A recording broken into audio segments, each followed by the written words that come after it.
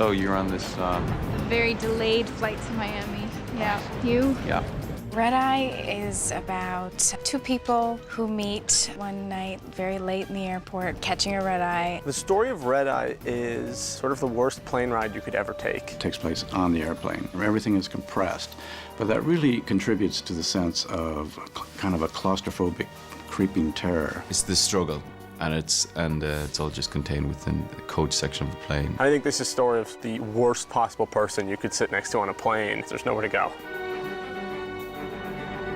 I got this script and I read it over the weekend, and that Monday sent it to the studios, and I think they bought it a day later. Everyone read it and just said, yeah, this is a movie. I was attracted to this project, first of all, for the script. A director can do nothing if he doesn't have a good script. And this script by Carl Ellsworth is just remarkably constructed. The characters are very complex. Just when you think you know what's going to happen, something else happens instead. So, what are the odds, huh? Yeah. You're not stalking me, are you? No. The excitement for me is generated out of this very compelling conversation between these two individuals that starts off innocent enough, but then suddenly devolves. I was fascinated by the idea of, you never really know who you're going to sit next to on an airplane. The element that I was most attracted to in the script was the psychological mind play between these two characters and what it is to have to sit in one spot and be terrorized and basically held hostage without letting anyone else know what's going on. Let's break this down into a little male-driven, fact-based logic. One simple phone call saves your dad's life. I was aware that it was a page turner. It just compelled you to turn the page and see what was going to happen next. And I know from having done some films like that in the past that the scripts that make terrific films. I wanted to do a character piece, and in a way I was thinking, well, can you maybe create a hybrid of sort of the independent character film meets your sort of Hollywood-esque action blockbuster. You can indeed have a character-driven piece, but also have those suspense, thriller, action elements in it as well. Red Eye was filmed principally in Los Angeles. All of the airplane shots were on a set. There was no way in hell one could ever shoot this on a real airplane. So we had an airplane that we could take apart by sections. We could pull sections off of the side, and I had a sort of a crane gantry constructed along the top so we could pull out seating panels and have a camera kind of swoop down aisles and go up over people and come back down.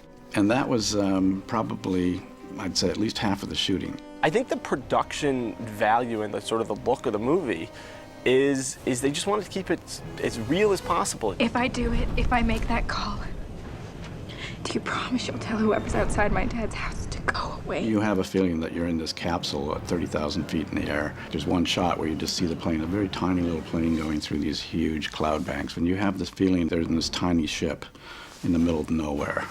It's kind of the old horror film thing of, all these things always happen in the middle of nowhere. And essentially when you're up in a plane, that's where you are. You're up completely removed from any sort of help. You tell the flight attendant and your dad dies. It's Wes Craven, and Wes Craven has that mark. Well, the production designer was Bruce Miller, who's worked with me on many films. I help the director create the scenes that he needs to tell the story. He was the one that found the airplane for us. There was 2 or 3 rental places in Los Angeles, but he was able to get us into this set that really functioned well and had all the aspects of buttons and lights and everything that worked. We decided to go with a 2-3-2 seating pattern, which is a 767 airplane. We took pieces from many airplanes and put them together into this format with the overhead baggage compartments, the lighting, the seats, various pieces from the various planes that we could rent or buy. And then we had a very, very talented mechanical special effects guy, Ron Balanowski, who is, I think, a genius.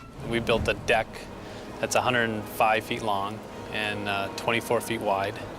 And it has 50 airbags underneath it. And what it does is we air up the airbags and it lifts the deck about a foot off the ground. Then we have hydraulic rams connected to the side of the platform which shake it and make it look like turbulence.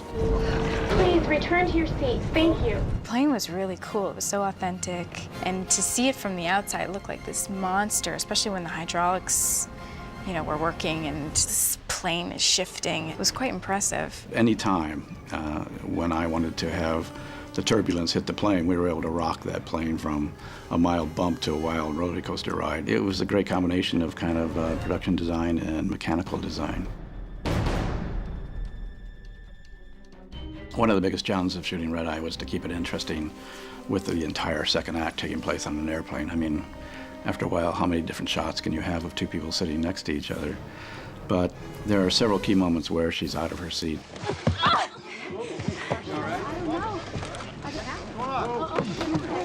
I spent a lot of time developing little extra moments with these characters. And also, there are just 2 or 3 times when we do very dramatic camera moves for the takeoff and for the moment when the storm comes in and Rachel is kind of rocked awake in order to make it just compelling. Call your hotel. It's very simple. Just use your managerial pull to move key from 3825 to suite 4080. I'll leave the details to you. You just sell it. You've got the wrong person. I don't have the authority to do that. Well, I happen to know that you do, and I happen to know that you're the only voice that can get this done by the time I need it done. The challenge of shooting on a plane comes from a couple different places. Just a 4-hour flight, it starts to feel real claustrophobic, so you can imagine what it's like after 6 weeks of sort of being in this really confined space. The other big issue with shooting on the plane was we had to keep a group of about 60 to 100 extras every day who, you know, were part of the cast, and they were there and they were in certain seats, and you know, they had to wear the same clothes every day and they had to sit next to the people. So it's sort of the movie but amplified of, you know, it's bad enough to have to sit next to some of these people for 4 hours. These people were stuck sitting next to the people for 6 weeks. I thought when I first walked onto the set that I was going to go out of my mind being, you know, in one seat for, you know, months on end. But it actually became quite cozy. In the mornings it was really cold because you're, you know, on this big stage. So I had like an electric blanket I could crank up, and, you know, it got quite comfortable. The special effects in this movie are great. The biggest special effects is the explosion towards the end of the movie when Mr. Keefe is the target and a missile actually comes through the hotel lobby. Cynthia, you have got to get Keefe out of that room. But you already changed him. No, Cynthia, it's got nothing to... Look, I think something's gonna happen. Listen, pull the fire alarm. My character is facilitating these guys who are trying to take out this guy, Keith. The explosion is them attempting to assassinate him. So they do it from a rocket from a boat. And you gotta have one good explosion in every film, don't you? One of the key moments in the film is when the bad guys reveal what they're going to do to this man once they have him in this particular suite, which is a penthouse suite facing the ocean. Instead of attacking from the city or from within the hotel, they are going to hit the place where he is with essentially an anti-tank weapon, which is a shoulder-launched rocket. And we basically needed to have a rocket blast destroy the hotel room that they're in and the corridor just outside of it, with them barely escaping with their lives. You've got to go up there now and physically tell them that Keefe is a target. Cynthia, Keefe is a target!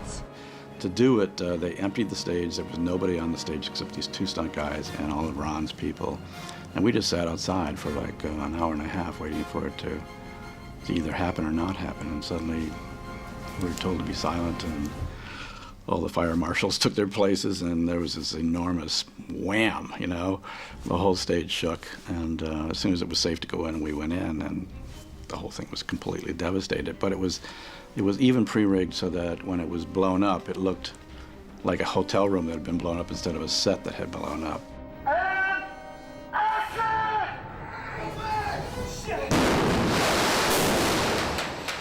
And we were able to go right in and shoot on that set the aftermath sequences.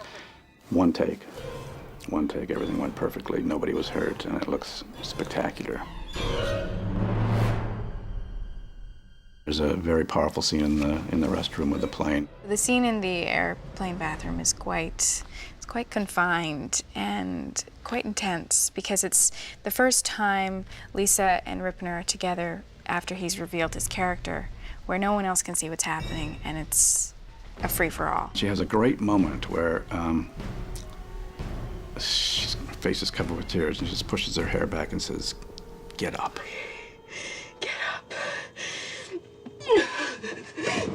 You know, it's like the turning point for that character, and she she gets up and washes her face, and she starts to make her first bid for getting somebody to help her by writing on the mirror. A moment later, she's about to leave and opens the door, and he's right there. I was wondering.